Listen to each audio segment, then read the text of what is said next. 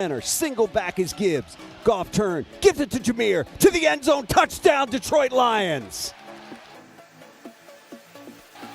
That's the way you make a statement on the road on Monday night to start a football game, straight down the field to the end zone. It is 2nd and goal from the 1. Goff out of the gun, hands it to Montgomery, tries the left side, did not get in. It's going to be 3rd and goal from inside. Pressured by Hutchinson, he goes down again.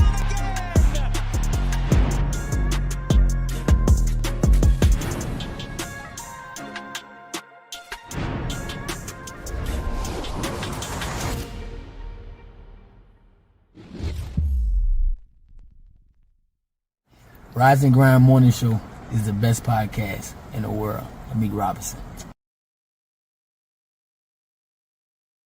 We are back. Good morning. Hopefully everything's good now. I think I found the error, the issue. Let us know in the chat right away if we're good to go. But here we go, man. Take 2. I totally didn't hear anything that you were talking about, but sounds like we're good. Looks like we're good. Yeah. All right. And that hasn't happened in a minute. Yep. You know, you go to sleep and things just, I don't know, someone's out here, a damn gremlin out here messing with stuff. And it is what it is, man. I got to put out more mousetraps, I guess.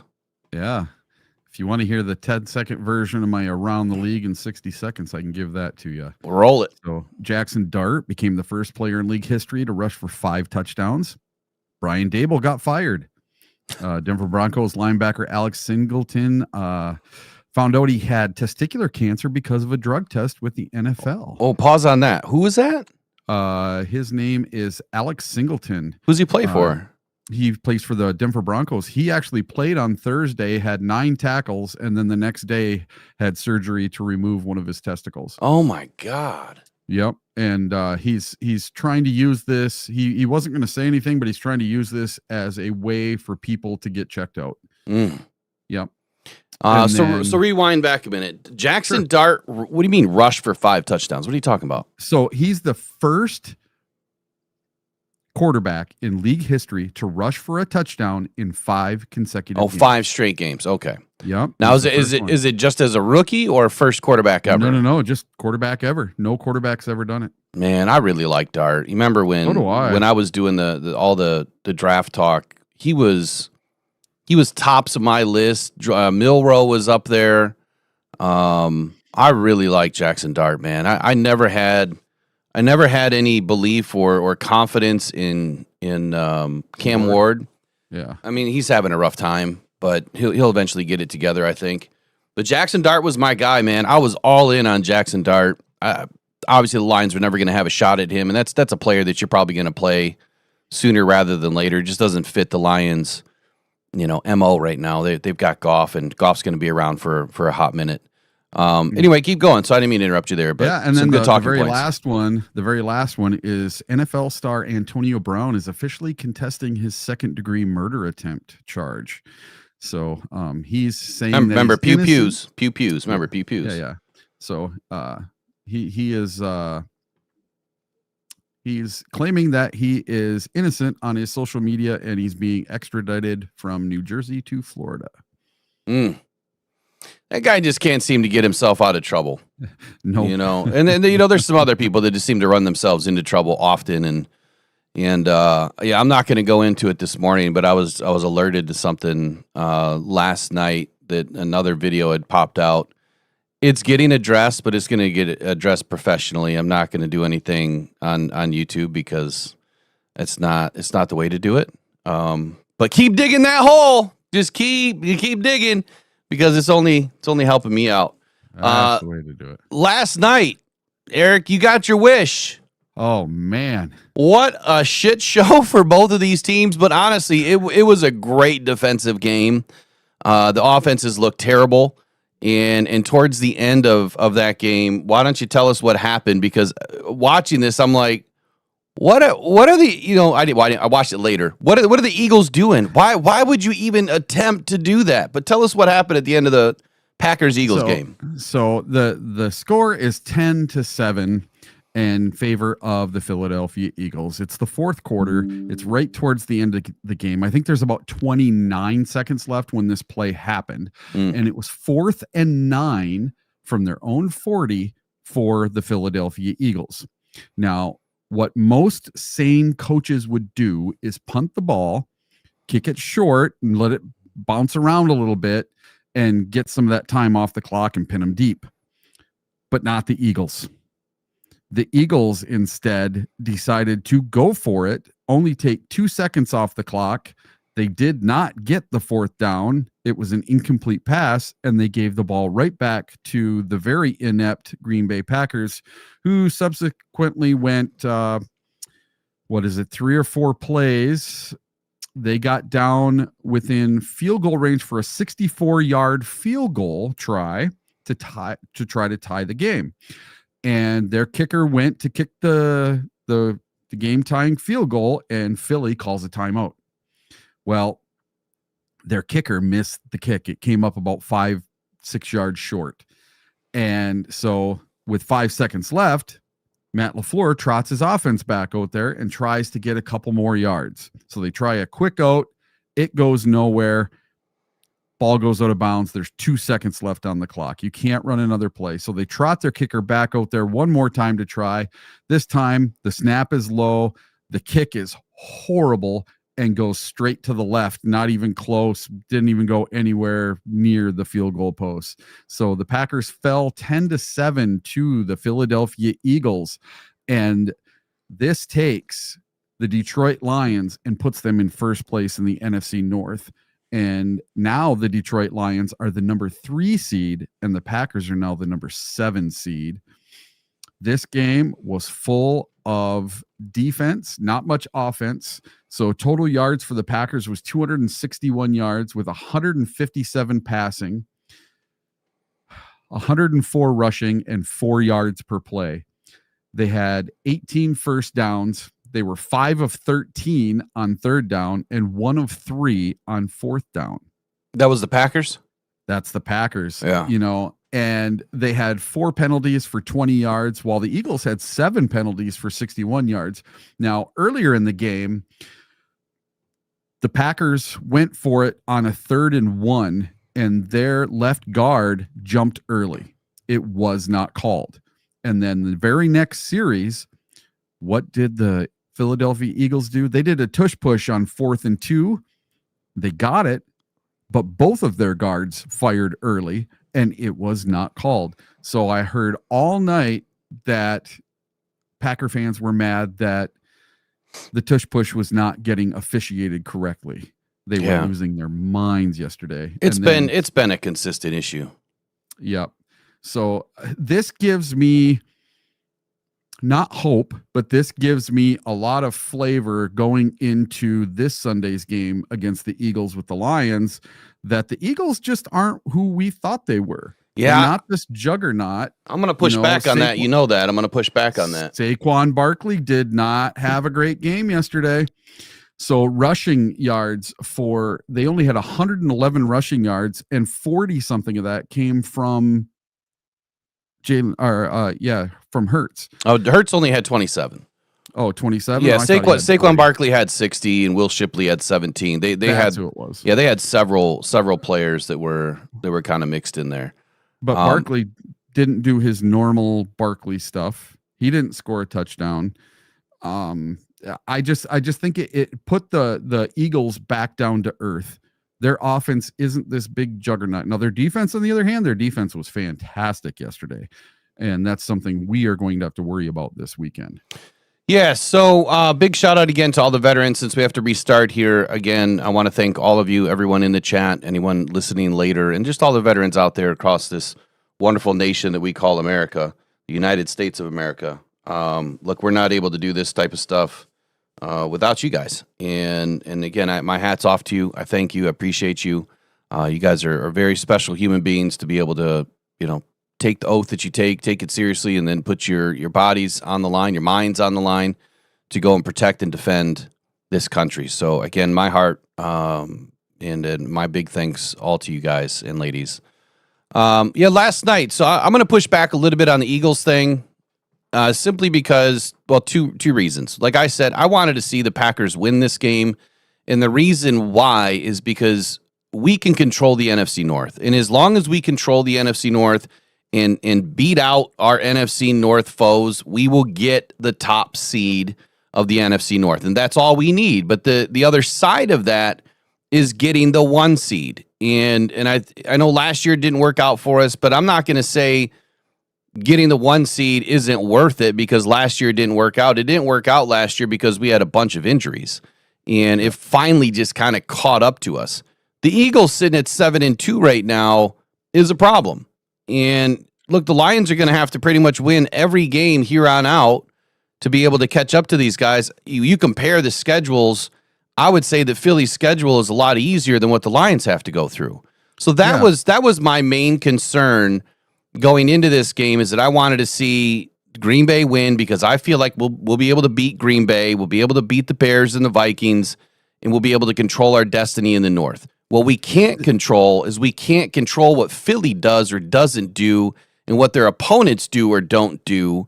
To comment on, the last few seconds of the game, what I noticed when I watched it back this morning and what immediately triggered in my head was Dan Campbell.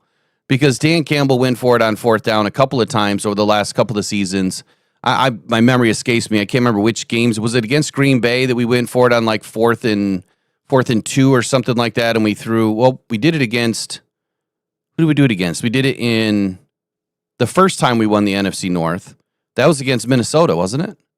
Yeah. Couple seasons ago. So it was reminiscent of what Dan Campbell was trying to do, is just go win, go get the first down. You get the first down, you win the game. I get that, but going for it with 9 yards and where you are on the field, that was just stupid, in my opinion. Oh. And you gave the Packers an opportunity to kick a field goal, not once, but twice. Low snap on the second one, god-awful kick. And then didn't you say earlier this morning that he was injured and still is injured? Yeah. The Packers kicker? Yeah, the Packers kicker came out last night after the game and said that he is still dealing with a groin issue. Where the coaches have been saying, oh, he's fine. He just kickers miss a few kicks here and there. No, he has been injured and he's just starting to feel better now. So I don't know why the coaches were lying about how their kicker is doing, but apparently they were covering that up. Apparently they're playing the game, huh? So I have to interject here for 1 second. Okay. So when the Detroit Lions play the Eagles this weekend, if the Detroit Lions beat the Eagles, the Eagles will be 7-3. The Detroit Lions will be 7-3. They will have the exact same record, and the Detroit Lions will own the tiebreaker over the Eagles. So I don't care what the Eagles do from now on out, as long as they lose to the Detroit Lions. But you're just in my humble opinion, you're looking at 1 week. You're looking at one game. I'm one game at a time. You're looking too far ahead. Nope. No. Oh, you go game by Campbell. Okay. One game at a time. We go game by game, but in this scenario, when you're talking playoffs and the rest of the season projections, one game does not define a season. We should all know that by now. One game does not define your season. The Lions have proven that, and that's where I'm more concerned about the Eagles' schedule. Matter of fact, let me just pull it up. You have to win the North before you can win the number 1 seed. And that's exactly why I was less worried about the Packers winning this game, because we're so not knotted up. I don't care about being number one. What if we can lock up the NFC North on Thanksgiving? That's not going to happen. But the point that I'm trying to make is I'm not worried. I'm not worried about one game simply because there's a lot more games to play. And the NFC North is going to be a tight race, but here's the Eagles' schedule. They play the Lions, then they go up against the Cowboys. They're absolutely going to beat the Cowboys. Then they play the Bears at home. They should absolutely beat the Bears. The Chargers have lost almost their entire offensive line. They are not the same team. Yep, they should absolutely beat the Chargers. They should beat the Raiders. So even when they lose to us on Sunday, they should win their next 4 games. Oh, then they got the Commanders on December 20. Good defense, no offense. And hardly any of their offensive players are going to come back. I know Jaden Daniels, I think he might be back by then, possibly. But even if he is or he isn't, that's a game that they should win. The Bills might be the only game that is going to give them some trouble, and then the Commanders again to end the season. So looking at the Eagles' schedule, I see 2 more losses potentially, which will put them at 12-5. You do realize that Lane Johnson, their starting left tackle, went out last night as well, right? Okay, but that happened during the game. But as we know, we've had left tackles out, we've had right tackles out, we've had multiple guards out, centers out, and we still find ways to win. Well, after he went out, they couldn't find a way to do anything. They couldn't do anything the entire game. And that's because the Packers had a really good defensive plan for the Eagles last night. We'll review a little bit of that. But when I look at their schedule again, so they're 7-3 now, right? Yep. 7-3. So I see 2 more losses. That puts them at 12-5. That means that the Lions can only have 1 loss between now and the rest of the season. If they beat the Eagles, then they can tie the Eagles as long as the rest of the tiebreakers remain the same. Mm-hmm. And I haven't compared schedule for schedule, but we beat Washington. They play Washington twice, so they have an opportunity to split with them, at all costs, or beat them twice. And I don't remember how that works out in the in the playoff simulator at the end of the season, all the tiebreaker rules, because they are a common opponent. But at the end of remember the Commanders and the Eagles, that's a rivalry. That's an interdivisional game. So I don't care how bad the Commanders are. I don't care how bad the Cowboys are. They have a chance to beat the Philadelphia Eagles. I mean, everyone has a chance to beat another team. Because but those games are a little something extra special. Just like the Lions were favored to win by 1,000,000 points against the Vikings. The Vikings came in and mollywopped us, man. They smoked us. It to us. Yeah, they did. So we're looking at this game a little bit deeper, and in what we're going to have to face potentially against the Eagles. There was one glaring stat to me. And that was the fact that the Eagles only blitzed 9.5% of the time against Jordan Love. 9.5% of the time. And Jordan Love didn't throw an interception last night, but he threw a lot of balls that could have been. So the time to throw for Jordan Love was 2.85 seconds. His quarterback pressure rate was 40.5%, and that was only on a 9.5% blitz rate. That's scary, right? That's a scary defense that is able to win up front. They're able to win naturally. 42 dropbacks for Jordan Love, and he was pressured on 40.5% of them. How many sacks did he have last night? Where's it at? How many sacks? Why doesn't it show how many sacks? It should be right here. Sacks allowed 3. So they had 3 sacks against Jordan Love. Yep, and now how many did the Packers have? 0. So Hurts put up 183 yards to 176 for Jordan Love, which means that their back end was playing pretty well. Jordan Love, he had 2.85 seconds of time to throw, and on the other side, Jalen Hurts had 3.4 seconds of time to throw last night, which tells me, so when you look at that number, you think, oh, they need a better pass rush. We hear that all the time in Detroit. No, they were playing a little bit more contained. Without even me watching the entire game, I can look at that number and tell you they were playing a little bit more contained against Jalen Hurts. And it is what it is. They didn't get a bunch of sacks, but how many times have we seen that from our own team where we won't get a bunch of sacks and we're playing in contain, and then maybe in the fourth quarter we dial it up a little bit with some linebacker blitz. They pressured Jordan Love 17 times last night on those 3 sacks. They only had 6 pressures against Jalen Hurts. So even without their starting center last night, they still only gave up 6 quarterback pressures. If this was Calvin Shepard, you would expect, well, I'm going right at that center now.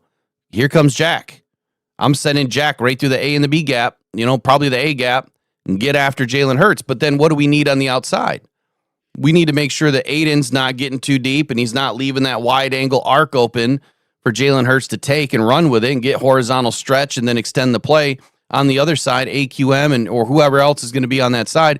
we need to make sure they're doing the same thing. And AQM actually does a really good job at setting a solid edge. So overall, there's some good things to take out of this game that we'll talk about more probably on Thursday and Friday as we get into more of the Eagles and Lions matchup. Up next, though, I think I'd like to roll in since I just mentioned the word edge. Dude, we got a big boost last night over the last week. We got a big boost to this defensive line. Is there anything else you want to add to this game before we get out of it? I did. So I have a really huge question for everyone out there and for you, Will. Is Matt LaFleur's job in jeopardy? 100%. Packer fans want Matt LaFleur's job after a bizarre final drive fail versus the Eagles.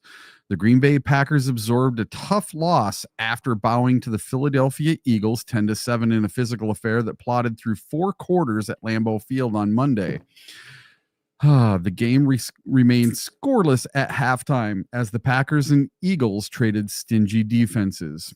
But finally, Philadelphia got on the board in the third quarter, and that basically ended the game.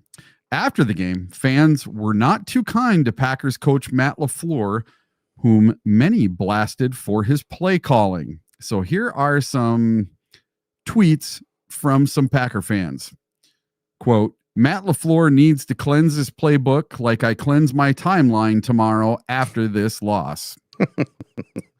Fire Matt LaFleur. Next. I want the Packers offense to figure it out, but Matt LaFleur's tendency is as a play caller and ultimately head coach are corrupting this football team, specifically the offense. Injuries are a problem, no doubt, but Matt LaFleur and the offensive coaching staff are absolutely lost. And then the next one. Matt LaFleur sucks. Jordan Love sucks. Our receivers all suck. Defense, yet again, year after year, keeps us in games while the offense plays a quarter of good football. Then the next one. Matt LaFleur should be sent to Guantanamo. I think that's a little harsh. And the Packers dropped to 5-3-1 after the defeat, including a 3-2 at home. The Eagles, on the other hand, improved to 7-2 and are tied with the Seahawks atop the NFC. So that I just thought was a little bit funny. And I wanted to pose the question, is Matt LaFleur's job in jeopardy if the Packers don't make the playoffs this year? We both said it from the beginning of the season. I felt that Matt LaFleur was coaching for his job, and I absolutely felt that the reach to bring in Parsons was exactly that. That was a move that says, hey, I got to blame somebody somehow, so I'm going to bring in Parsons. I'm going to give Matt LaFleur whatever he wants, assuming Gutekunst is feeling this way. And at the end of the day, I get to blame him for not using Parsons the right way or not, getting Jordan Love up to the $50 million that he's being paid. Look, it is what it is. I think he's done this year if they don't make the playoffs. I think that they're going to make the playoffs, though. They're just going to exit pretty quickly when they do. To speak on Jalen Phillips last night, he did have a good game. The Eagles definitely put him in a good position last night.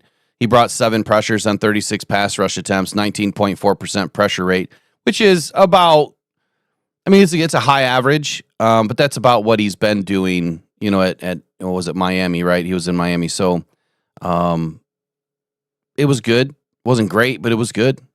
I still don't think that's an answer for Detroit. We got what we need. Ahmed Hassanin gets signed to the practice squad. So I did a video on it last night, released it a little bit late or a little bit later in the evening. And the whole premise of that video is to kind of explain a little bit about who he is and where he came from again and kind of remind people of the story of Ahmed Hassanin, because it is one of the better stories in the league. And it's going to be one of the better stories when this kid finally gets a shot, to play in an NFL game and do what he was brought in to do. One is provide depth and good solid rotation, but he's going to earn himself an opportunity, especially by next season when this defensive line room rolls over and there's going to be, jobs up for grabs and AQM isn't signed next year. So there's going to be some opportunity that's going to present itself, and he's going to have to go and take it. Here's, from what I understood, briefly searching last night, combing through the collective bargaining agreement. Someone please correct me if you know for sure. But what I found is that he can still be poached off the practice squad. This was the number one thing that I was worried about, is that when you bring him back and now you've put him on the practice squad. Now, no team has touched him. They had 3 weeks to poach him away from us. But there was promises made and promises kept. That's what the video was about last night. Ahmed Hassanin made a promise that he wanted to play for the Lions. Brad Holmes made the promise that he was going to bring him back when he was ready to come back. And those two met in the middle, and Ahmed Hassanin is back on this roster. What the Lions can do is they can protect up to 4 players a week. I would assume from week to week that he's probably going to get protected. What that does, though, is that opens up other players on our practice squad to the potential that they could get poached. I still need to dig a little bit further, because I thought that when James Houston kind of went through the same thing, remember he was released, he became a free agent, and then he signed a 2-year contract. Yep. I thought that once you're a free agent, it kind of negated that accrued season thing where he could decide on where he wanted to go, didn't have to sign with somebody else. But if that's not the case for Ahmed Hassanin and he's still treated as a rookie, then he can definitely get poached. So we'll see where it goes. I'm not saying it's going to happen, but that is something that I'm a little bit worried about. And the biggest reason why he's on the practice squad is, where are you going to put him right now? What roster spot are you going to give up when you have Josh Paschal that's going to get brought in here pretty soon and elevated back to the 53? You have Marcus Davenport that is going to get elevated at some point back to the 53. And he still needs to get ready to play. He's going to need a couple of weeks of practice, which finally he's getting an opportunity to practice. So that's great for Ahmed. I can't wait to see where this story develops next. And also, I don't know if you saw that because he's an international player, we get 17. We get that extra spot on the practice squad for him. He doesn't count against our practice squad. I think that is valid. Yes. I think that is valid during the season. I think the earlier question that we were discussing several weeks ago was how does that work for the 53 man? And it doesn't work for the 53 man, but to your point, the practice squad. So we have the largest practice squad in the NFL right now. I don't know of any other teams that have an IPP player right now that's not on their 53. Yeah. So very, very interesting, but glad to see him back. Obviously Paschal was announced this week that the clock was opened. Or was that last week? Was it last week already?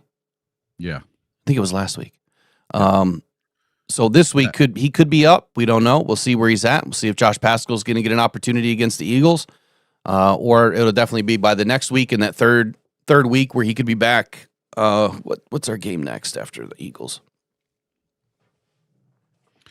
After the Eagles, we go home to play the New York Giants. That'll probably be the game he gets back in. Yeah. So we have a 3-game homestead after Philly. So we have New York, Green Bay, and Dallas in a 12-day span. Okay. I've already been, because I have to drive to Detroit 3 times in 12 days. I'm not happy about it. You should just stay. I can't. I got too much business stuff I got to take care of during the week. All right. I want to get in staying Wednesday and Thursday for Thanksgiving. You're staying in Detroit? Yeah, we're going to go to the Macy's Day Parade or whatever it is down there. Yeah. So we're going to go check that out. We never checked that out before. I've never done it either. Out of all the years that I've been over there, I've never done it. Maybe I'll meet you over there. Yeah, you guys should come down. Go to the parade. I've never done it. So I think Megan's got to work at the hospital. So that sucks. Yeah. Well, we'll see what my schedule allows me to do, but I should be able to sneak over there. I know I got to get over there. So I got to get in and see John Yu. I wasn't able to stop in on my way back from Cleveland. He's got some stuff waiting for me. Okay. I want to get into Rich Eisen. He put out a video, what was it, yesterday? Yep. I think it was yesterday. And man, did he really have some nice things to say about Dan Campbell. So let's bring in old Rich and take a break here for about 7 minutes, do a little movie time. And he makes me so excited. You know, when Rich talks about Dan Campbell, you can tell that there's a small love affair going on here, because he is so impressed by what Dan Campbell has been able to do, as am I, as a lot of people are, and rightfully so. I mean, Dan Campbell stepping in after not calling plays for a long time and being able to handle, you know, the gauntlet, not only of a tough schedule, but man, everything is screwed up. I got to fix it again. Not only a tough schedule, but jumping right back into calling plays is not easy. Can't be easy.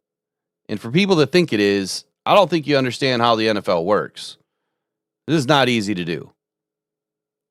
This is not Madden. And, you know, someone was talking about Madden the other day, too. I think it was Cam Newton.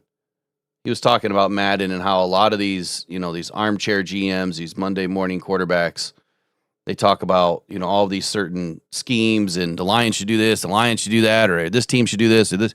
Like, it's not Madden. It doesn't work like that. So what Dan Campbell did is it's pretty impressive, man. Pretty impressive. All right, let's get into it. When play callers change in the National Football League, you hear about it. It gets announced, it gets leaked, it gets talked about, it gets broken up and broken down and all that stuff. And then you're wondering about a rift on the coaching staff or what's going on. There's a coach on the hot seat because they have now made a change. And Kevin Stefanski no longer calling the plays, and Cleveland's a perfect example. We heard about it coming in. Tommy Rees is the new guy. Is it because Stefanski's feeling the pressure, despite him being a two-time coach of the year, blah, blah, blah, blah, blah. And then lo and behold, who comes and starts calling the plays for the Detroit Lions yesterday? But Dan Campbell. Yeah.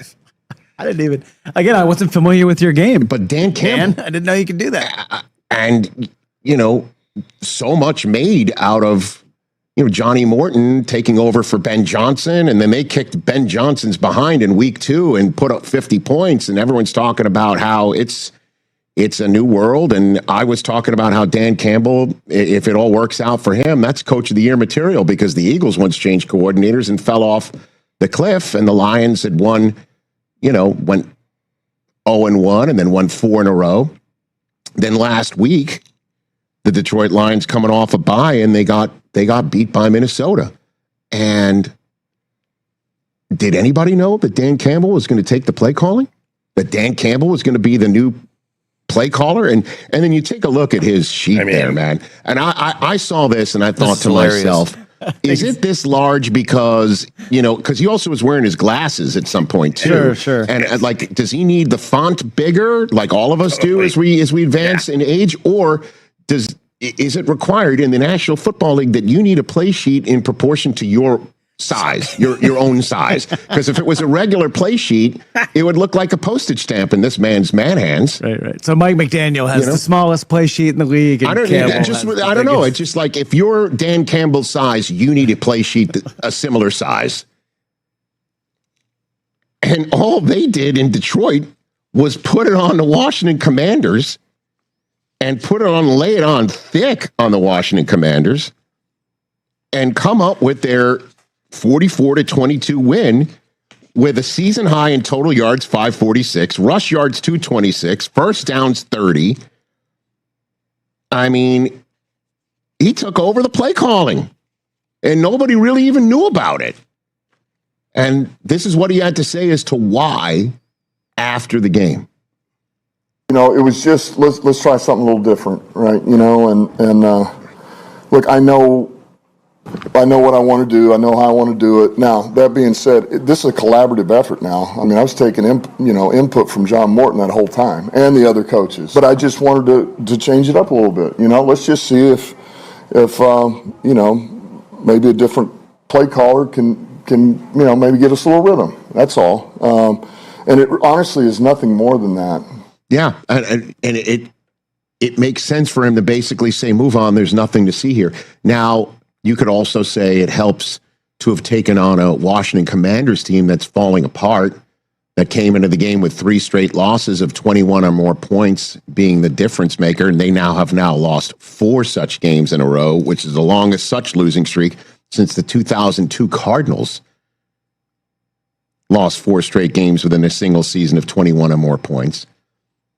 But And you can't argue with the results either. Number 0 in your program. Holy crap. Jahmyr Gibbs had another massive game, but this one in particular. 15 carries, 142 rush yards, 2 rushing touchdowns, and a receiving touchdown in his 3 catches for 30 yards. Second career game with 150 or more scrimmage yards and 3 or more touchdowns. Jonathan Taylor is the only player with multiple such games in the last 2 seasons. And then in terms of why you want to keep going with what had been previously laid out in Dan Campbell's vision, as he was just alluding to there.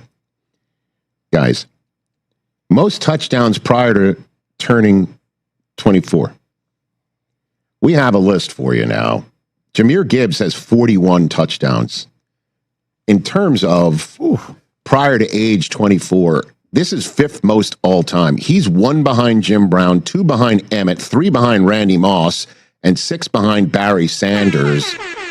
And he's less than 24 the rest of this year. He doesn't turn 24 till next March 20th. There'll be a new league year before there's a new actual age year for Jahmyr Gibbs. Feels like he might get to 50. Dude, the way he's scoring right now, and certainly with the way, wait for it, Dan Campbell is dialing up the plays. And this is why it takes, listen, this just in. There's no question about church bells and Dan Campbell, right? This has been established. But what a risk. What a risk. Oh, yeah, we're just going to change the play callers in the middle of the campaign at 5-3. Okay?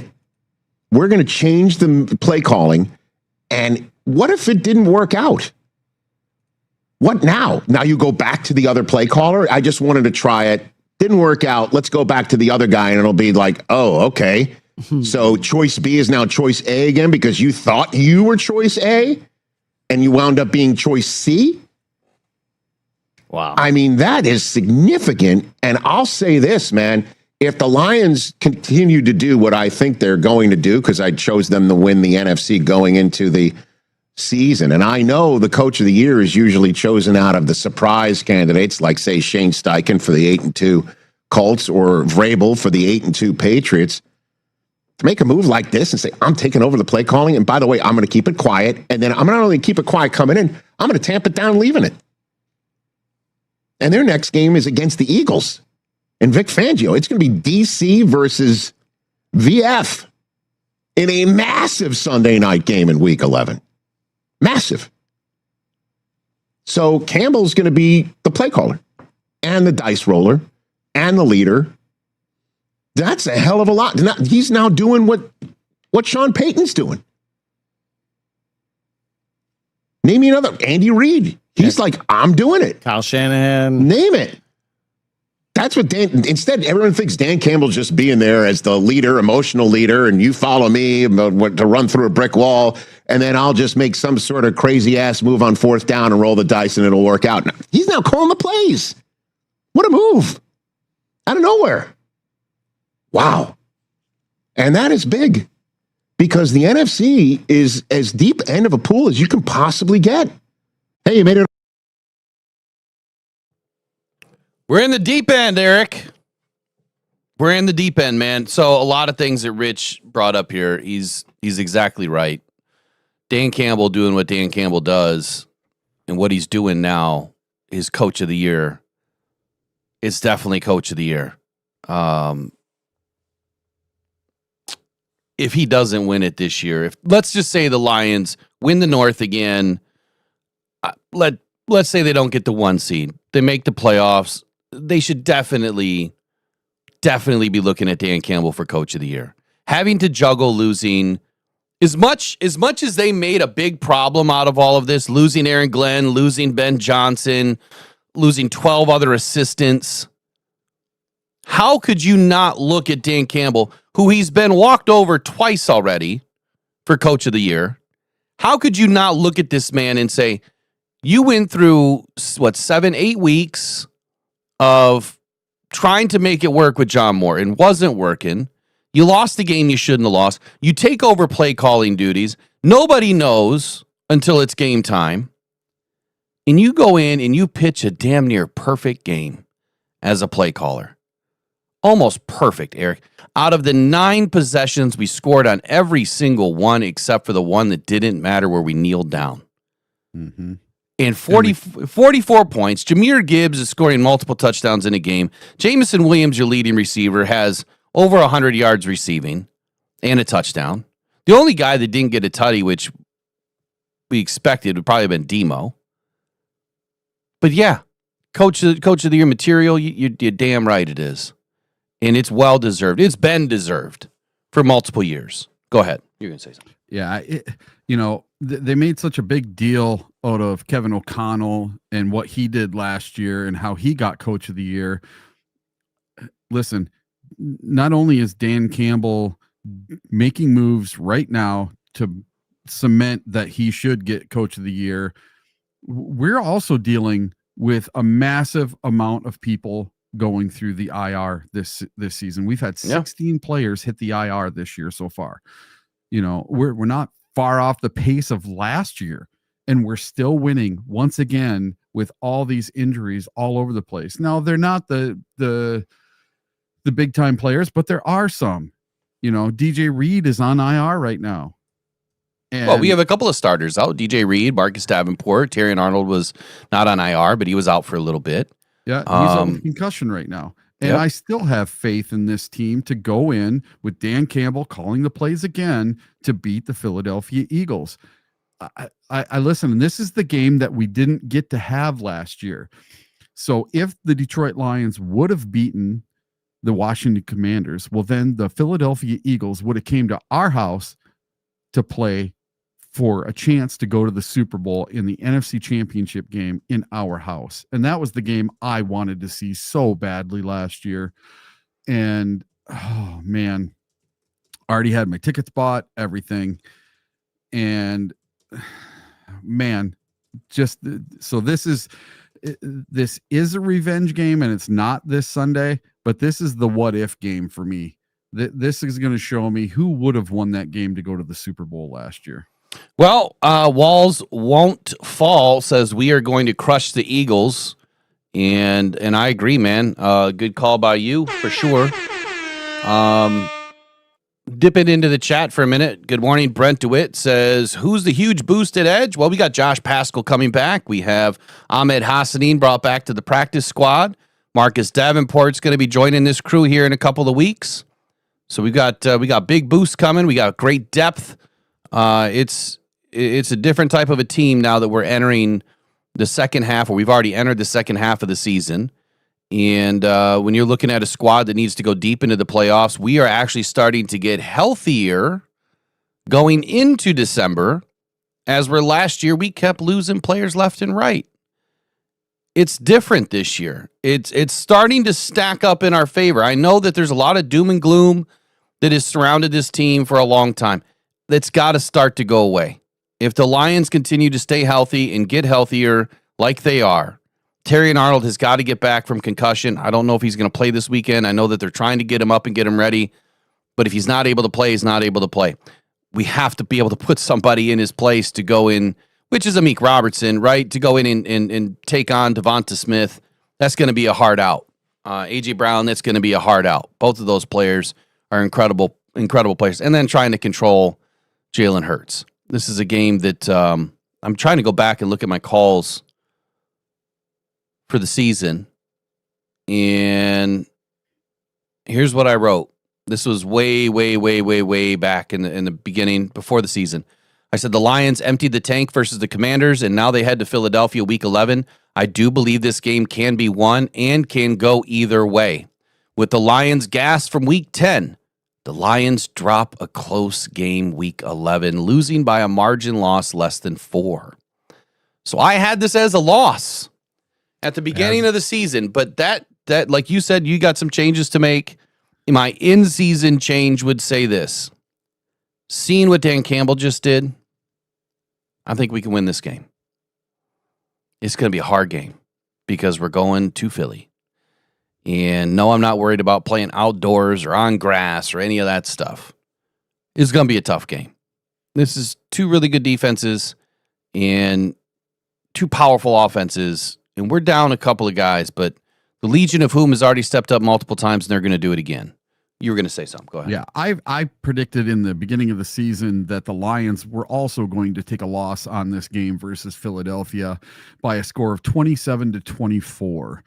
Now, that was before the season started, and I had us winning against Minnesota and losing against the Eagles. Well, I'm going to flip-flop those. I'm going to say, because we lost against Minnesota, we're going to pull out a win against the Eagles this Sunday. So I'll flip that score 27-24 for the Lions. Now, I think that's going to be huge because that is going to give the Lions the tiebreaker over Philly. So if they end with the same 13-4 or 12-5 record, then the Lions will get the seed over the Philadelphia Eagles. And seeing as the Lions have already beat the Buccaneers, they have the tiebreaker over the Buccaneers. The one team that we do not have, or the two teams that we do not have tiebreakers over right now, are the Rams and the Seahawks. So if one of those two teams end up being a division winner, as of now, we do not have a tiebreaker over them. And we do play the Rams later on in December, on December 14th. And I did have that as a 20-17 loss for the Lions, and that was their last loss of the season that I have. But anything can change between now and then, and we're going to see what happens. But this weekend, I'm switching my win-loss to a win for the Lions instead of Philly because of that Minnesota game. And I still got us at 13-4. Well, like I said back in end of August when I wrote this article. So I put out a couple of articles to start the year. One was the Detroit Lions 2025 NFL season predictions, where I went through every single game and I kind of laid out a summary of what was going to happen for each game, where I thought the Lions were going to win or lose. I wasn't doing great because we lost some games we shouldn't have lost, and we won some games that I thought maybe we could have lost. The Lions were 5-3 ahead of Week 10. And I was 4-4 on the calls. So I had 4 right and 4 wrong, which is not terrible. I mean, it's not terrible to get, I'm 50-50. I'm 500. But now for the rest of the season, I had us going quarter three, which started against the Commanders. I had us going 3-1. I hate it when I get messages that pop up on my PC from my phone. I had us going 3-1, losing to the Eagles, and I had us going in the fourth quarter 4-1. And I'm not sure who I had us losing to. Let me take a quick peek here. We take care of the Rams. We take care of the Cowboys. Oh, Week 18. I had us losing to the Bears in Week 18, expecting only that we are going to be resting players. That was the only reason why I had the loss. So really, I had us going 8-1 to finish the year, really, if I'm not counting the last game of the year, because that's only a caveat if we're resting players. I think we can do it. I think at a minimum, we need to be at 14-3 if we want the 1 seed. I think 13-4 is going to be one game too short, simply because of what I stated earlier today, that the Eagles, their schedule's not as hard as what we have. I do think that 13-4 is going to win the 1 seed this year. That was your call, I think, from the beginning of the year, wasn't it? Mm-hmm. Yes, it was. And I firmly believe that whoever gets to 13-4 is going to get the 1 seed. I want you to be right, because last year you got it right as far as our season win-loss. I want you to be right this year again, because I think that 13-4 is possibly where the Lions could end up if they end up losing to the Eagles. And I'm not going to say, oh, this season's the throwaway if we're the number 2 or the number 3 seed. At least we get a home game. Do we got to play wild card weekend? Yep. But at least we're playing, and at least we're in the dance. As long as we win our division, yes, we're good. But I still, I'm going to keep saying it for the rest of the year. A 5th, 6th, and 7th seed have never won a Super Bowl. And I think the way that it lines up for the Lions, if we don't get the 1, we're probably going to be the 5. Well, 6 seeds won the Super Bowl because the Giants did it. Well, I'm sorry, three Super Bowls have been won. out of the 5th, 6th, and 7th seed. There you go. But if we're not the 1, we could potentially be the 4. But if we don't win the division, then we'll probably be the 5th. And that's where I don't like our odds because of who we have to go up against. Yeah, as of right now, we're the number 3 seed. Yeah, which is because good. we beat the Bucks. Yeah. Let's just get right now. Let's I'm just get happy in being where we are. Yeah, let's get into that real quick. So a quick look at your NFL standings now that the Monday night game is gone. We already recapped the Monday night game, but your Patriots sit atop the AFC East at 8-2, playing good football. The Bills right behind them at 6-3. That's your 2 races in that race, or your 2 horses in that race. The Dolphins and the Jets are out. Steelers somehow just hanging on in the AFC North like they do every single damn year. 5-4. Ravens 4-5. Joe Burrow's clock, by the way, just started. So they're expecting Joe Burrow back within the next 3 weeks. Could you see, for I guess a bold take on a Tuesday, could you see where the Bengals climb their way back into this? It's going to be the Bengals and the Ravens. You think so? The Steelers are falling off. They were horrible. Did you watch them on Thursday night? I did not. No, I did watch part of it, but I didn't watch all of it. After every throw, Aaron Rodgers like, what the F? After every play, because his receiver ran the wrong route or didn't look up or didn't jump 40 feet in the air or whatever it is, or there wasn't a flag after, because he expects a flag after every single play. And if you look right now, the Steelers' current playoff probability is 39%. And they would have to win their division to get into the playoffs because these other teams just they have too much. Right now, the Patriots are 96%, the Broncos 92%, the Colts 93%. You know, even the Chargers are down at 82%, the Bills 85%, the Jaguars at 40 in the 7th. Okay, but now you look at somebody like the Chiefs, they're at a 66% to make the playoffs. Well, what about the Ravens? The Ravens are at 73%, and they're 4-5. And then one game behind them, you have the Bengals at 2% to make the playoffs. So you're talking about Super Bowl odds? No, just to make the playoffs. Oh, I'm sorry, just to make the playoffs. Yep, So to make the playoffs. To finish with the standings here, the AFC South right now is the Colts at 8-2, the Jaguars at 5-4. The Texans are hanging on by a thread, possibly to a wild card. But if you look at the AFC right now, with the Broncos on top at 8-2, the Chargers at 7-3, and the Chiefs at 5-4. Just going off of memory, I don't have the playoff standings in front of me. Let me get that in front of me. Yeah, I got that right in front of me. You have the playoff standings in front. All right, so on the AFC, who's your 1 through 7 seed? So number 1 is the Colts at 8-2. Number 2 is the Broncos at 8-2. Number 3 is the Patriots at 8-2. Number 4 is the Steelers at 5-4. Number 5 is the Chargers at 7-3. Number 6 is the Bills at 6-3, and the Jaguars are number 7 at 5-4. No Chiefs. Your bubble teams are number 8, the Chiefs, number 9, the Texans, number 10, the Ravens, 11, Bengals, Dolphins, Jets, Raiders, Browns, Titans. It's insane that we might not see the Chiefs in there. So, is this the year that maybe Roger Goodell is trying to fix the fix the storyline to unwind all of the hate mail that he gets from week to week, like stop protecting the Chiefs and stop putting them in the playoffs. And I don't know. I haven't watched any games of the Chiefs since the Lions. I couldn't stomach it. So I haven't watched any of the what the refs have been doing in each one of those games.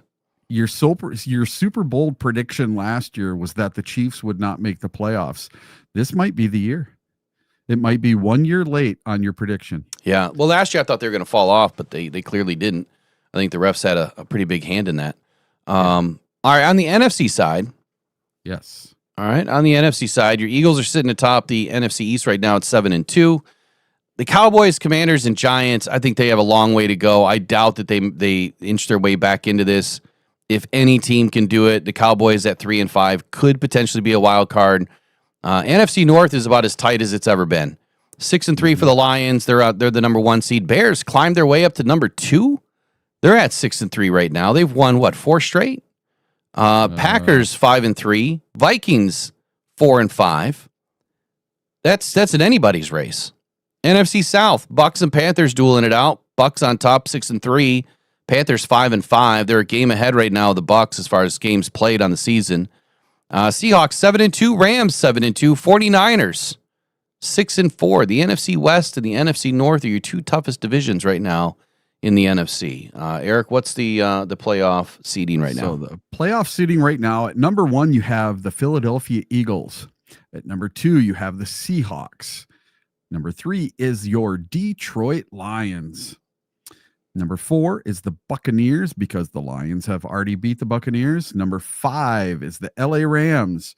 Number 6, you have the Chicago Bears, who have a brutal schedule coming up, and they only have a 40% chance to make the playoffs. Number 7, you have the Packers with a 70% chance to make the playoffs, because most people think they are better than the Bears. Then at number 8, just outside in the hunt, you have the 49ers. Number 9, the Panthers. Number 10, the Vikings, followed by the Cowboys, Cardinals, Falcons, Commanders, Saints, and Giants, pulling up the rear at 2-8 on the season. You and this pulling up the rear stuff, man. I don't know, some old man saying, I guess. I'm an old man. Right. All right, so that's your NFC, AFC standings and playoff seeding right now. So Lions sitting at 3. Yeah. Lions sitting at 3. And it was Eagles at 1, right? Yeah, we were the largest mover of the weekend. We went up 4 spots. The Eagles stayed the same. Seahawks moved up 1 spot. The Buccaneers dropped 4 spots because we beat the Packers. The Rams stayed the same, and the Bears moved up 2 spots, and the Packers dropped 3 spots. They were the biggest dropper of the weekend. All right. So one segment that I forgot to touch on here was right after, the Rich Eisen video and talking about Dan Campbell and how well that he did at, pulling the play calling duties away from Johnny Morton. We're going to talk about a leading candidate right now to be the Detroit Lions' next offensive coordinator right after this. Pressured by Hutchinson, he goes down again.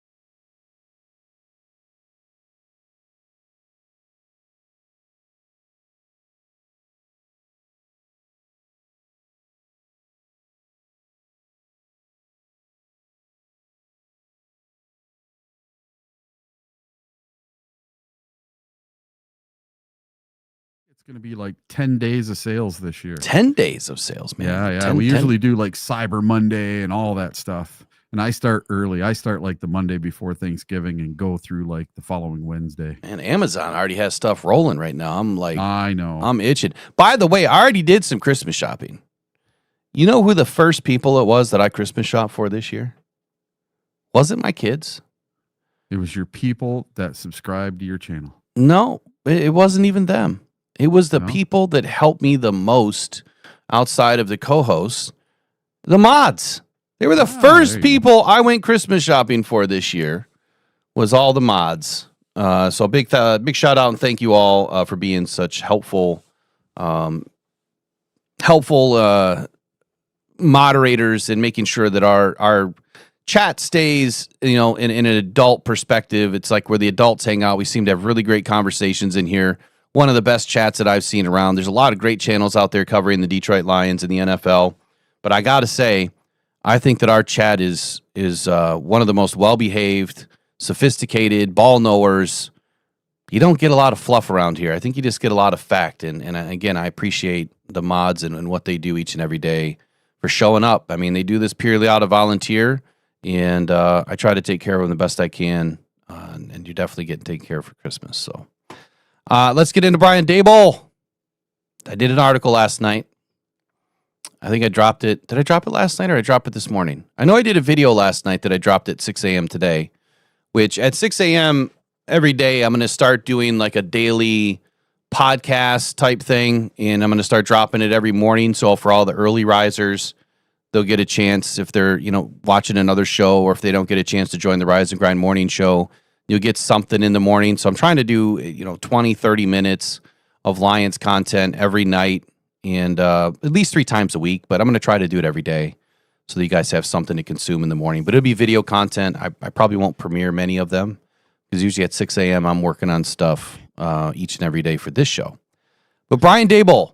So let me save what I'm into now. Let me pull up my article on Brian because I don't even think I posted it to the homepage.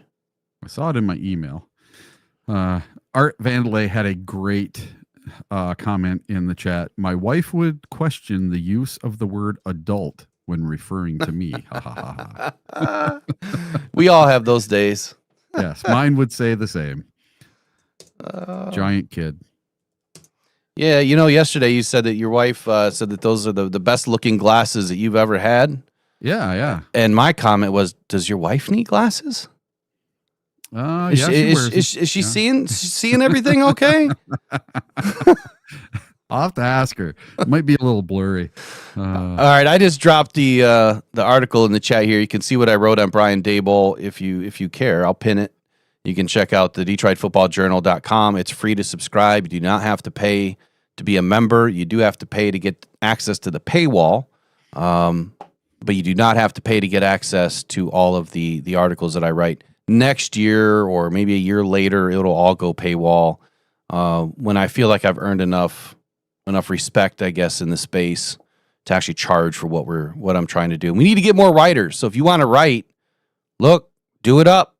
Email me, mailbag@rockdown.com. We'll get you writing right away. Whatever you want to write about. I don't care if it's a different team, a different sport, whatever. We'll get you writing right away, and you can write to your heart's content. But Brian Daboll, man, I thought that this was an interesting opportunity to discuss, a firing at the same time that we've got Johnny Morton kind of in the crosshairs, right? Now, I want to be clear. Johnny Morton is not fired. Okay, Johnny Morton has not been fully relieved of duties. Now, I have not heard anything if that's even on the plate. What we heard out of Dan Campbell was very clear. What he wanted to do was see that could another play caller get the rhythm going. Eric, do you think that Johnny Morton's done at the end of the year? I think personally he's going to stay through the end of the year and probably be some sort of a consultant, offensive coordinator consultant. But I don't think he's here next year. Yeah, I think for the rest of the season, he is Dan's eyes in the sky. I think so too. And I kind of like that. I like I said the other day, I hate being right about things because sometimes it bites us in the ass. And I had my reservations about Johnny Morton being in the box. Now, whether being in the box has anything to do with this or not, I did not like the idea because I thought that the disconnect between having that interpersonal conversation or that one-on-one with your quarterback on the sideline, it is so valuable. And when you go from doing that since 2021 through 24, and then all of a sudden you kind of change it all up and it's totally different, and now you're communicating through Shaw, I think you lose a lot. And maybe that's part of the problem. Maybe it's not. Maybe it's just the way Morton's dialing up the game and it has nothing to do with the communication aspect. But Brian Daboll, even though he has failed as a head coach in New York, I think what we really need to look at is what he did with the Buffalo Bills. And if you go back and look at what he accomplished with Josh Allen, now there's two sides to this coin. Was it all Brian Daboll and what he brought to the Buffalo Bills as an offensive coordinator that helped a young rookie who was not good at all turn into the quarterback that he is now? Or was it all Josh Allen? I'm going to say both, but I'm going to lean a little bit more towards Josh Allen because I think that quarterback lived in him, and I think that the scheme that he developed obviously helped him. And the reason why I say all of this is because when Daboll left, Josh Allen did regress a little bit. Now he's got it back, but he absolutely regressed under a new play caller. So Brian Daboll on Monday, the Giants made it official that he was relieved of duties after nearly 4 seasons, 2-8 start to the season, just a disastrous start for the New York Giants. But Eric, I don't know if I've asked you this yet. Would you blame Daboll for everything that's going on in New York? I mean, you lose your star running back. You're now starting a rookie quarterback who's playing well at times, but he's still making a lot of rookie mistakes. You know, didn't they lose Malik Neighbors as well for the season? Mm-hmm. So you don't have a lot of weapons to throw to. You don't have your main horse there behind the line of scrimmage. How can you blame Daboll for everything? I feel like he's kind of been thrown under the bus a little bit here. I get that the record's not great, but there are a couple of things that apparently internal-wise were said about Daboll and why, or, what went wrong, why the magic kind of left the building. And there's these 5 things that I came up with yesterday in my research. 1, he's getting blamed for the Daniel Jones disastrous contract. This I don't get, because the GM had to make that contract. The GM is the one that had to, okay that contract, not Brian Daboll. So after Jones' promising 2022 playoff run, which, let's be honest, 7-9-1, you shouldn't have even been sniffing the playoffs. But they made the playoffs. And you then give Daniel Jones a $160 million deal, which, who else were you going to pay? We all thought that Daniel Jones was out. Why would the GM have kept him if they didn't have confidence? And now you're blaming Daboll for this? So the question is, did Daboll's system artificially inflate his value? Or was he just not able to sustain the development of a quarterback? Right? That's number 1. Number 2, offensive philosophy failures. Now, despite his reputation as an offensive guru, Daboll's schemes started to become stale and predictable in New York. Opposing defensive coordinators started to figure out the Giants' tendencies, and Daboll failed to really adapt to those tendencies. Number 3, roster construction issues. While the general manager, Joe Schoen, really bears the primary responsibility, Daboll's input on personal decisions, particularly at the skill positions, have been questioned. But I'm going to question the GM on why you're okaying these things, and now you're just throwing Daboll under the bus. But the lack of explosive playmakers has hamstrung the offense, is what they're saying. 2 more things here. Leadership and culture. Apparently, there was a loss of the locker room confidence as losses begin to mount. The sources inside the New York Giants front office indicated that Daboll's intense, demanding coaching style kind of wore thin. And as the losses continued to gain, the thin ice got even thinner. And I kind of came up with this idea that has always been a trend in the league. You can kind of get away with being a Matt Patricia if you're winning football games, right? It's when you start to lose that goes away. In-game management was the 5th thing. So his decision-making in critical moments, 4th down calls, clock management, some challenge flags, over the course of the last 4 seasons kind of came under scrutiny as the losses began to pile up. So those 5 things, I want to have you kind of touch on them. But first, I have to give a giant shout out to Mike P. Dude, you just dropped a $50 donation in the bucket, and he says, I truly don't think that Daboll is a good fit in Detroit. Mike P., one of the members for a long time, obviously a mod, former coach, knows his stuff, always appreciate and value what he has to say. He's a really smart dude. He knows football inside and out. So I would love to hear your take on this. Maybe at some point when we get phone lines open, we had a rough start to today, so may not get them open today, but maybe tomorrow or maybe tonight if I get in and do film review. Jump in and tell us, man, why do you think he wouldn't be? And as I get through this, maybe I could change your mind a little bit, but we'll see. We'll see what happens. But Eric, offensive philosophy, roster construction, leadership and culture, in-game management, and the Daniel Jones disaster. Are those 5 things you think all his fault? And where's Daboll kind of sitting on your meter of yes or no as an OC for Detroit? Okay. Well, first, to start off, I have a really quick question. Did Daboll do like Dan Campbell's doing right now? Did he call the plays? Was he also the offensive coordinator, or did he have a coordinator? No, they have a coordinator, but he's calling a lot of plays too. From what I understood, let me just grab some info real quick. Hold on. But while you're talking, go for it. All right. And then secondly, Do you also think that with the emergence of Daniel Jones now as Indiana Jones, lighting it up and doing such a great job and being 8-2 with the Colts, do you think that also reflected poorly on the coach, and the GM and the owner are looking at Daniel Jones and going, well, why did we even let this guy go? The coach is the guy that wanted to get rid of him. It must be bad coaching. That's why we got rid of this guy. Was because the coach wanted him gone and wanted somebody else. So I wonder if that had anything to play with it, with the whole Daniel Jones thing. So with Daniel Jones, I mean, he was not playing great, Eric, but no. Do you think that he was surrounded by enough weapons? I don't know. See, I don't know either. This year, man, I did not see this coming. After that game, I did not see this coming. They had a 10-point lead in the fourth quarter. Their defense blew it. That's all it was. Their defense blew it. This had nothing to do with the offense. Their poor quarterback took a concussion for the fourth friggin' time this year.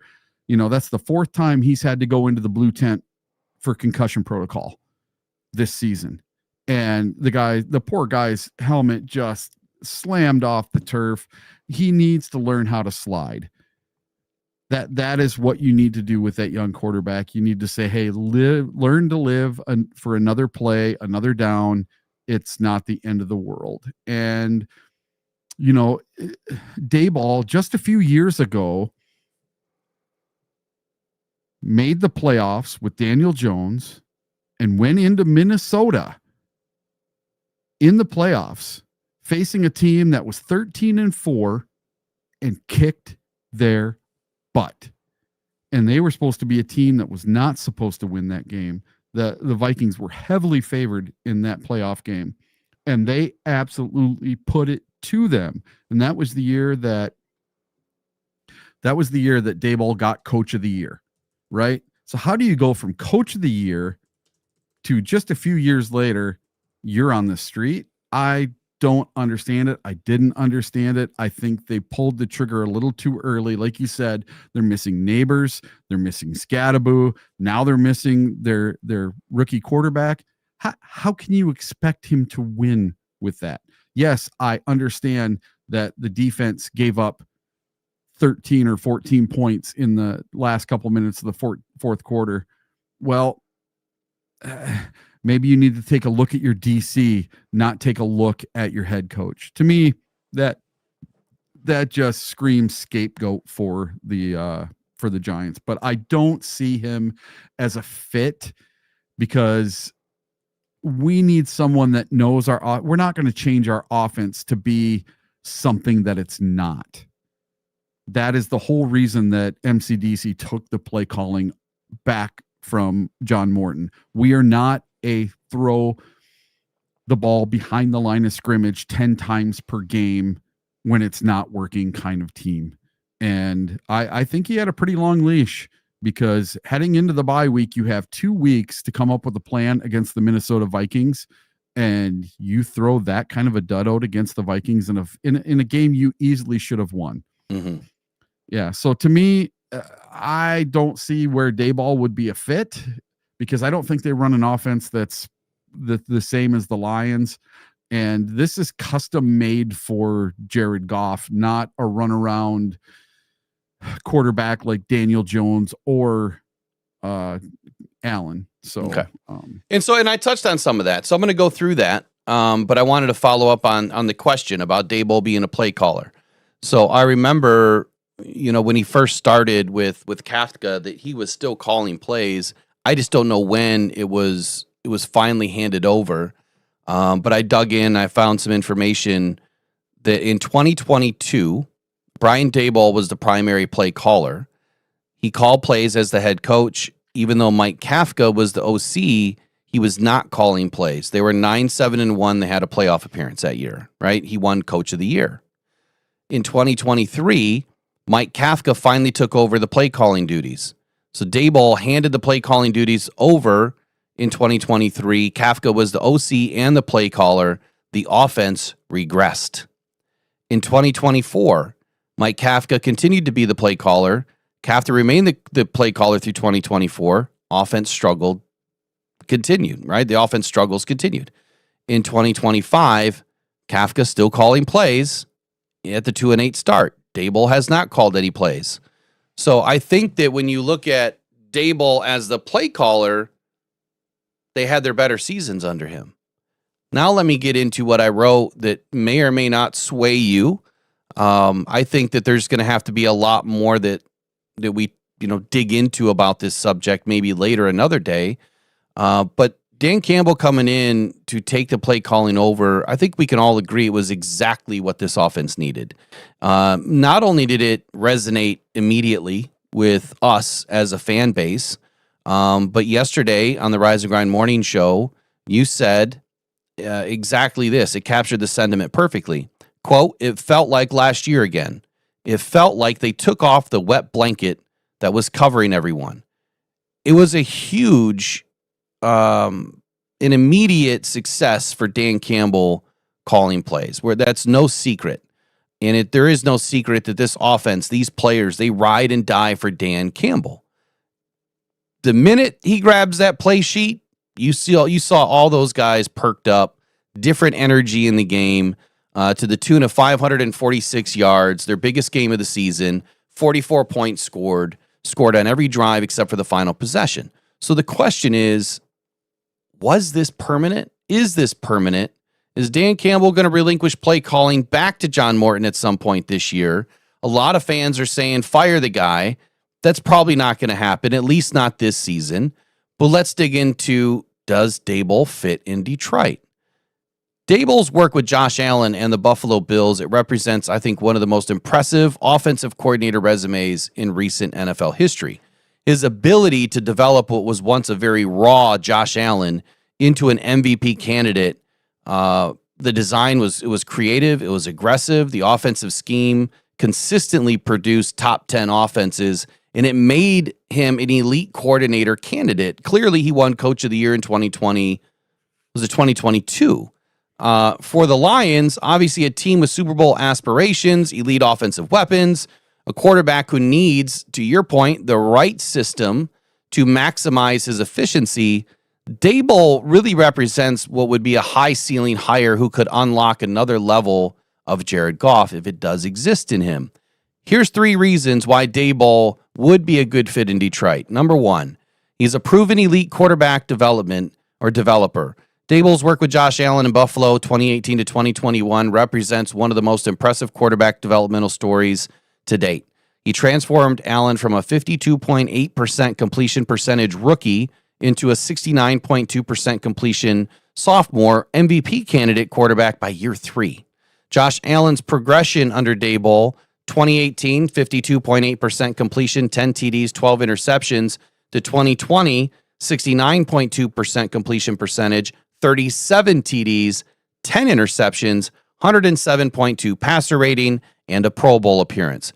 For Jared Goff, who's playing at an all-pro, Pro Bowl level now for the last few seasons, Daboll's expertise in building quarterback-friendly schemes, emphasizing fundamentals, and creating simplified reads with complex pre-snap looks could unlock what I said earlier is another level of efficiency and production for Jared Goff. Number 2, Buffalo Bills offensive coordinator success. Daboll's track record as an offensive coordinator is elite. He transformed Buffalo's offense from the 23rd ranked in scoring in 2017 to 2nd by 2020. The 2020 Bills were 2nd in yards, 2nd in scoring, top 5 in all efficiency metrics. He won NFL Assistant Coach of the Year in 2020. Consistently produced top 10 offenses in yards, points, and efficiency. How does that work for Detroit? Well, the Lions have championship aspirations, as I mentioned. They have an elite offensive weaponry with multiple guys. I don't even need to list them all. Daboll has proven that he can call plays at an elite level, and when this is his sole focus, it's exactly what I think Detroit could need. Aggressive mentality is the 3rd reason, and the creative play design. He has deep passing attempts and yardage per attempt. Daboll's Buffalo offense is ranked among the league leaders in these metrics. Deep passing attempts, yards per attempt. Pre-snap motion usage, which we use a lot of. It creates a lot of defense confusion. Innovative RPO concepts, which we do tend to use at times, and a lot of play action design, which we use the most out of anybody.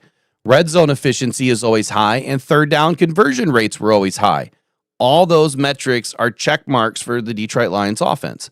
For the Lions, aggressive, creative approach aligns perfectly with Dan Campbell's offensive mentality, and it would honestly maximize the Lions' explosive weapons for Jameson Williams, Jahmyr Gibbs, Amon-Ra St. Brown, and Sam Laporta. There are risks, and I'm not going to say that there are not. The Giants' offensive failures cannot be ignored, but I think that under Kafka as the OC, that's where the real issue is.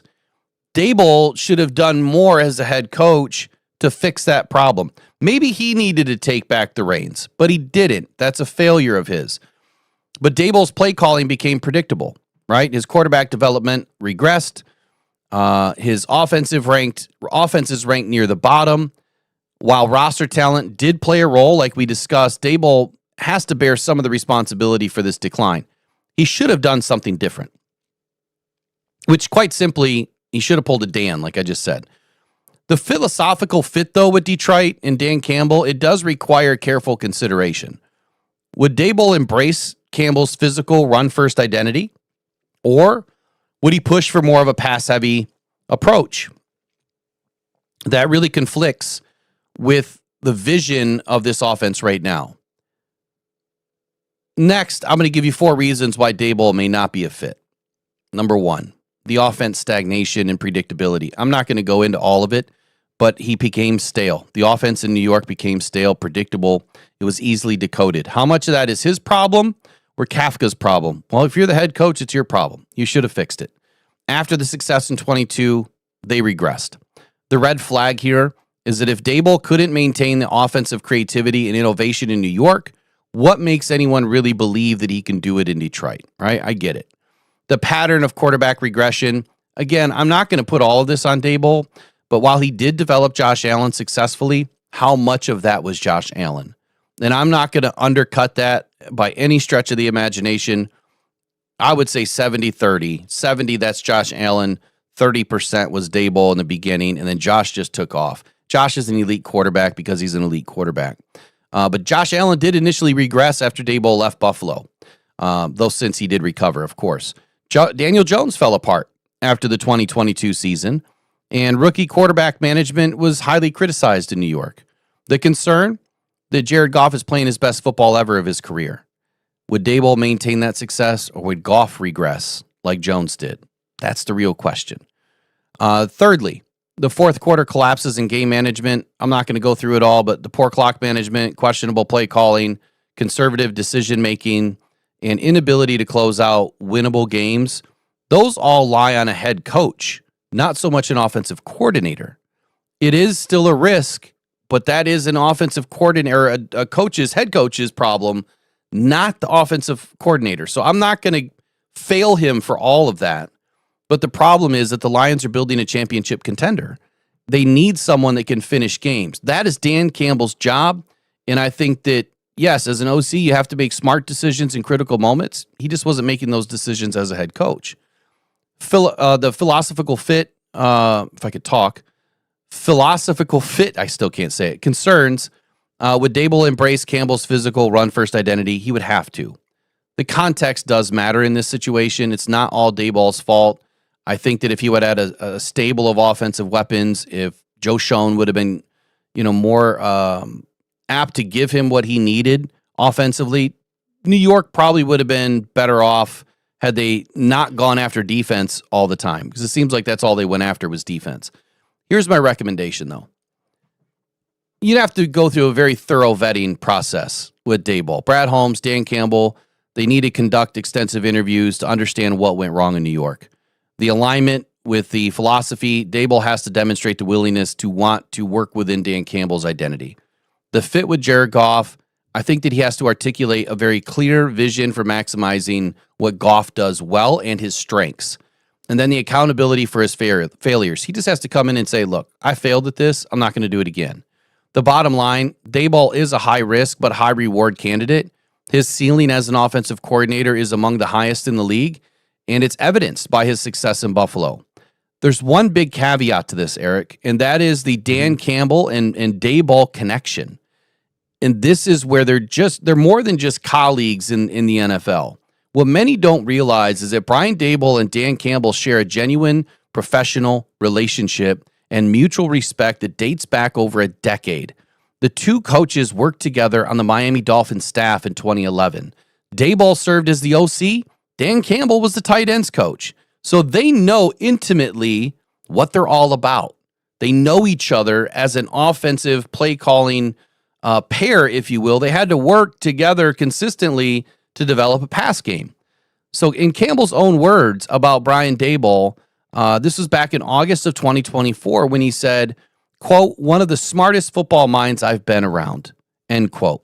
Dan Campbell went on to say during some of the joint practices that we held together, he said, quote, "I appreciate our time together. He is one of the smartest football minds I've been around. Talk about thinking fast. He's tested us as a staff. I learned a ton of football around him. Here's what I would say is he's continued to grow like any other great coach has. He's evolved. What he was doing in Buffalo was not what we are doing. Though there were similar concepts, but he evolved with what that roster and that quarterback said, he was going to evolve to. What was going to make them best. That's what he's done here, and that's what we will do here. He's a hell of a coach. He is." So the connection is there, right? Plus Dan Campbell, drafted, played for the Bills, all that. So there's more connections there. At the end of the day, there's a genuine respect here. There's a coaching connection where they were both on the sideline together. And Daboll clearly is a much better offensive coordinator than he is a head coach. Sometimes you just need to stay doing what you're best at. I get it. Everyone is going to take that promotion, and sometimes it doesn't work out. It didn't work out in New York. New York is a tough market. It didn't work out for him.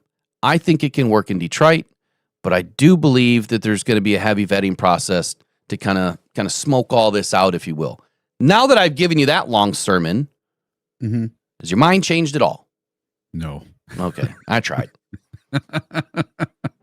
I tried. I see where they were on the same team, and he was the tight ends coach and he was the offensive coordinator. I get that. So they have ties together. Yeah. They've worked together before.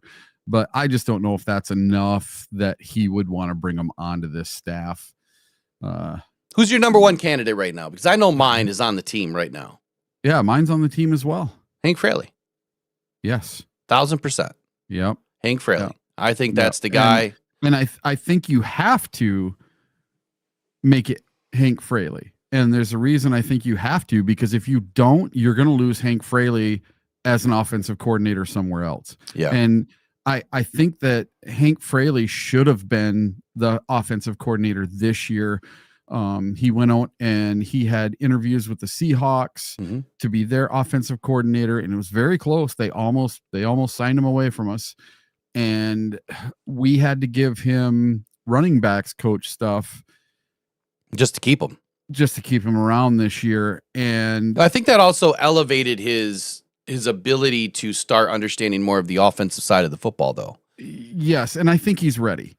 And, let me ask you this. Do you think that Dan would be smart to get Hank Fraley involved in that room right now, or would you? He is. Or would you think that would possibly put too much on Fraley's plate? No, 100% he is. And what? Well, that's your opinion. That's your opinion, though. Oh no, I. Well, you don't know, but that's your opinion. You think that he would be. Well, eventually, once Dan gets comfortable, I think that he starts to bring Fraley in the fold, because he likes to do something, and this is something that they did with Kelvin Shepherd. When the Lions played the Tennessee Titans last year, and we blew them out, 55-17 or something. The second half of that game, Aaron Glenn let Kelvin Shepherd call the plays for the second half of that game. So that's the kind of things I think that Dan Campbell that's a good point. cultivates. Yeah. when we have a big lead, hey, Hank, come on over. Why don't you call plays for a couple of series? I want to see what you can do here. Yeah, or at least get in his ear and say, Hank, what are you calling on this play? And in a non-pressure situation. Now, I'm not saying we're down 13 points in the fourth quarter with 4 minutes to go, and we got the ball on the 3-yard line, on our own 3-yard line. Hey, Frank, what do you want to do here? I'm not saying that, but I'm thinking next year Hank Fraley could be our new OC. And he won't be up in the box. He'll be on the sideline. Yeah, he's highly comfortable on the sideline. But you know what? I know I got this big gripe about being up in the box. We'll see. As long as you get the damn job done, I think that's all that really matters. And I think if you're comfortable on the sideline, you're comfortable on the sideline. I don't know why we opted to go with this big change this year. It didn't work. And when whatever the reason, it didn't work. I'm just glad that they're figuring it out. I am a little bit concerned with, let me throw this at everybody. I am a little bit concerned at this. What if Dan Campbell continues to call plays? And what if our season takes a dive? Then what? Everyone's going to say, fire Dan Campbell. That's what's going to happen. And then he's not going to get fired, but that's exactly what's going to happen. People are going to look at it and say, oh man, you royally effed up. And Ben Johnson's over there laughing. So you kind of have to, I think you have to walk eggshells with this a little bit. I don't think that Dan is in any way, shape, or form concerned about losing his job if things don't go the way that it is supposed to this year. I think the fan base will erupt. Our fan base is always loud at creating drama, but I think it's going to fall upon deaf ears. And that's why you can always come to this channel and find the truth, honesty, and transparency about what's really going on. You're not going to hear a bunch of garbage, right? I'm not going to hate on Dan Campbell for doing something that he had to do and see if it's going to work. And you know what? If it doesn't work 3 out of the next 4 games, I'm not going to get mad at the guy. He's just now getting into it. I don't think that people really understand that there is a big divide between these rooms because that's the way that Dan Campbell put it. They can, not saying he's not involved, but you've heard what Dan have said, Calvin, all of them. They trust their people to do their job. They have meetings every week to discuss things, but independently, it's not like Dan's going in every room and saying, oh, nope, Calvin, I don't like that, do this. He doesn't do that. Or, nope, John, I don't like this, do this. They trust in the game plan that they're putting together. At the end of the day, they still have their conversations about it, and they'll give their input, of course, and Dan's given his input to everybody. But at the end of the day, I mean, you can go back and listen to Calvin Shepard multiple times say this. He doesn't have to look over his back. And I think that that's the way that Dan Campbell likes it. Right now, Dan Campbell's got a big target on his back because if it doesn't work, then this fan base is going to have a problem if we don't go deep in the playoffs or dare I say, win a Super Bowl this year. So, all right, we're coming up to it here. We got about a minute or two left. What do you want to share? I mean, is there anything? I know I just kind of finished on a pooper, didn't I? Yeah. I don't want to see Dan get read the riot act by this fan base because he's been so great. I would hate to see that happen. We don't want Dan to ever want to sniff the other grass, right? You don't want to be looking at your neighbor's lawn right now. Yeah. I will say this though, multiple times this week, I was called a homer because I back Dan Campbell making this move in season when we're 5-3. He could have waited. He could have waited till the end of the year and said, you know what? It didn't work out. But I think he saved our season from getting stale. Bingo. I think that you make this move now because Morton lost the locker room and he had to bring it back. Mm-hmm. You heard a lot of the players talking this week and they're all biting their tongues. And they don't want to speak bad about Morton. But if you had the offensive line and Jared Goff in a room and they could speak freely and could talk about however they want, about whoever they want, I can guarantee you they would have some things to say about Morton and the way he was running the offense compared to what Dan Campbell is doing now. Oh, for sure. They took the wet blanket off. They took the handcuffs off. This is back to being what we were last year. So we're not going to win every single game. It's just not going to happen. But we need to win the NFC North. We need to get into the playoffs. We need to win some playoff games. And then we'll see what happens after that.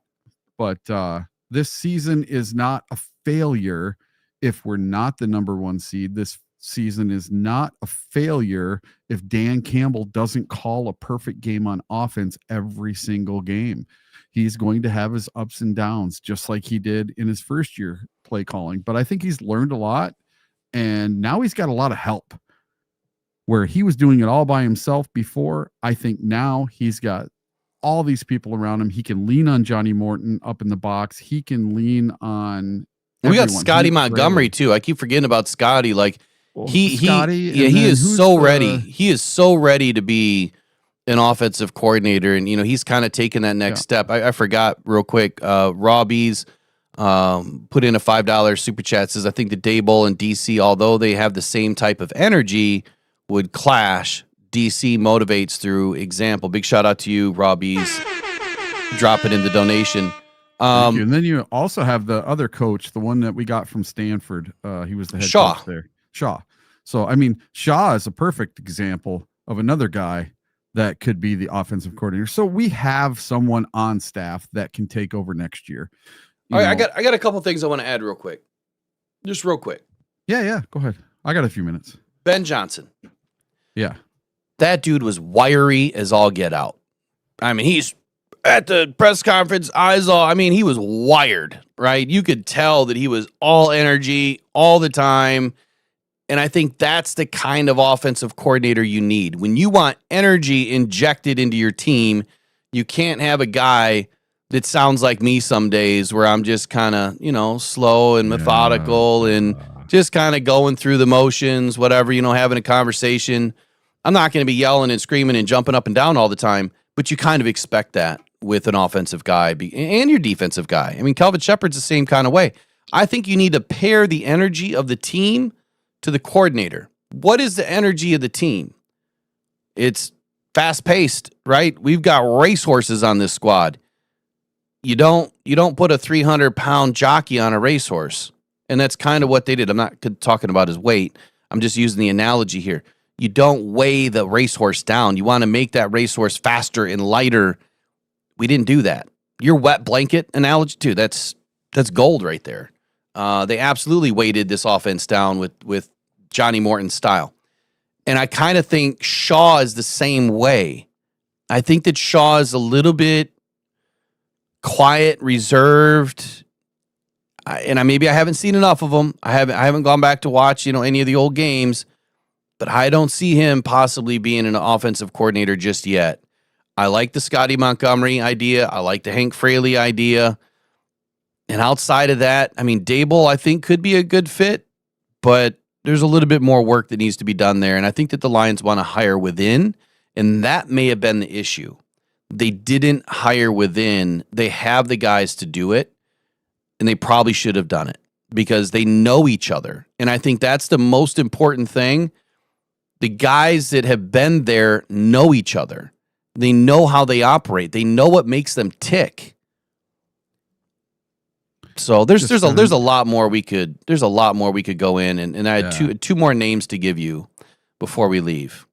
Well, just got another super chat from Robbie Ones. He says, "We will hire from within. You ain't start with us, you can't finish with us. BH and DC believe in trust, pride, and loyalty. Scott been groomed for OC." I like it, man. I like it. Big shout out and thank you again. I got to fix this thing today. Two names I'm going to give you. Penei Sewell, Jared Goff. What do they mean to you today? Oh, everything. No, what do they mean? What happened week 10? Well, they're the pillars of our offense. Team of the Week awards. Oh, yeah, there you go. Yeah, Team of the Week awards. Jared Goff is Offensive Player of the Week, and Penei Sewell, offensive line Player of the Week. Jared Goff was quarterback of the week. Yeah, for PFF. I haven't been paying attention to these all year. We used to go in and do all the power rankings and stuff like that. Kind of forgot about it the last few weeks. Let's do power rankings tomorrow. Yeah, we can. Yeah, we can. That's kind of one of the things I had today that we didn't get to. I didn't look at the sheet as much as I normally do today, but on the sheet, which is, by the way, I'm gonna end with this. You know, when people say like you steal stuff from them or whatever, Eric, how many sheets have I written? Yeah. How many? And how many of those topics have been on these sheets forever? Yeah. Forever, right? Yeah. And there's not one other.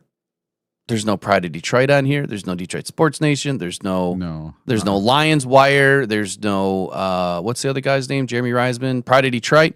None of that stuff is on my sheet.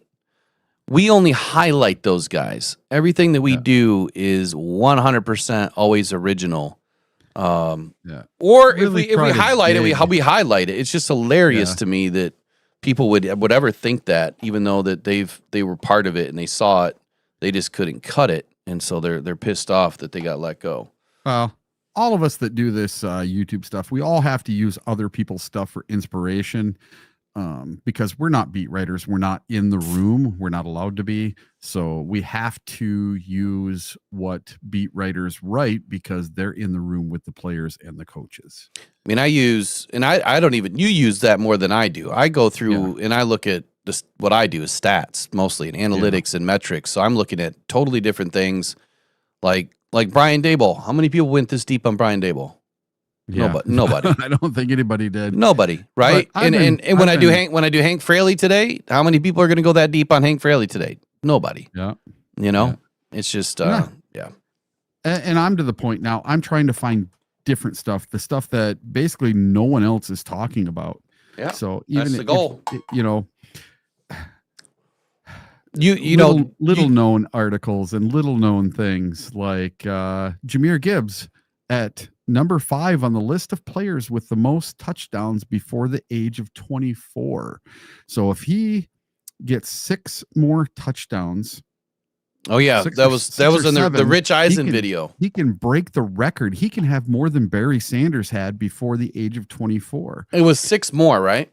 Yeah, and then I solved a mystery. The mystery of why J-Mo's hat was blurred out at the press conference the other day. Finally solved. You know what it was? What was it? His hat said SEX across it, and that's why they had to do it. And then he should have known better. I sent you a little video yesterday from the Commanders game. You did? So Hogan Hatton was talking to a young lady, a little girl on the front row behind the Lions bench. And this guy stormed the field that's a Commanders fan, and he got tackled and taken out. And Hogan Hatton says he had nothing to do with the guy that stormed the field. He was not arguing with the guy, and he said he was talking to a young fan. So those are the kind of things that I looked for, not the things that everybody else is talking about. I'm trying my best to find those little bits and pieces that not every single body else is talking about. Well, what's fun, man, is I would love to see people come and do 10 to 15 hours of straight talk. Yeah. Every week without a bunch of commercials. Try and do it. Tell me how that goes. I have a hard enough time just getting people to find three things to talk about. Yeah. It's tough some days. And especially in June when there's no. Well, yeah. And that's the case, or that's the point, right? It's like June trains you have for September. You have to be mostly original, doing this, because trying to talk for 2 straight hours is really, really, really hard. Some days it's really easy. Some days, yeah, when there's a lot of stuff out there, there's a lot of stuff going on with the team, and usually that surrounds certain points of the year. So my predictions on the year, when I went back and I put this out again before the season, my predictions for Gibbs, 19 TDs. That was my prediction. So far, where is he at? He has 12 to go. He has 7 on the season right now. I don't know if I updated this since the Washington game. Yeah, I had him as offensive player of the year. Gibbs has 8 TDs right now. So that means He had 3 last week. Oh my God. So according that tells me that Morton was really holding him back. Well, he's holding everybody back. You know, and the whole starting Gibbs for the game, you know, he's in for 2 or 3 series. Did you notice this last game? It started with Montgomery, went back to Gibbs, went to Montgomery, went back to Gibbs, and then it was a series, and then it was a couple of plays. So it was really nice to see that they didn't just rely on only Jahmyr Gibbs the whole time. And on passing plays, guess who was in? It was David Montgomery, and they both had 15 carries on the day. That was really, really nice to see. That really blows my mind that David Montgomery is one of the best at getting yak after the catch as a running back. He is absolutely dynamic with the ball in his hand when he's out there catching passes. Yeah. Why where did John Morton ever think that it was okay to leave him out of the game plan? He's like a changeup, you know, where Gibbs is the fastball. He's the changeup. You just don't know where he's going to be.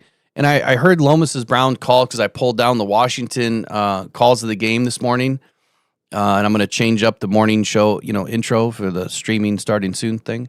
And I heard Lomas Brown saying, yeah, you know, the Gibbs, you know, he called it arrow route, but getting him on the angle routes, right? It was an arrow route, but at the angle routes, and how incredible it was to finally hear that again. Lomas Brown could tell, like, this isn't happening. This wasn't happening. And now it's happening. Where was it? So anyway, I know we're kind of just fumbling through it now, but we'll be back tomorrow morning. We'll see you guys later. You guys have a good rest of your day. I'm going to get out a couple of pieces, possibly going to do review tonight, film review tonight, possibly. We'll see if I can make it happen. If not, I'm going to plan on doing it on Wednesday. And then Thursday, we'll probably do Gripes and Hype. One of those 2 days will probably be flipped. But either way, it's going to happen. We'll see you guys tomorrow. Have a great day. Apologize for the trouble this morning, but I think we got it fixed. And we'll catch you guys on the flip side. Adios. Pressured by Hutchinson, he goes down again. No respect. No respect.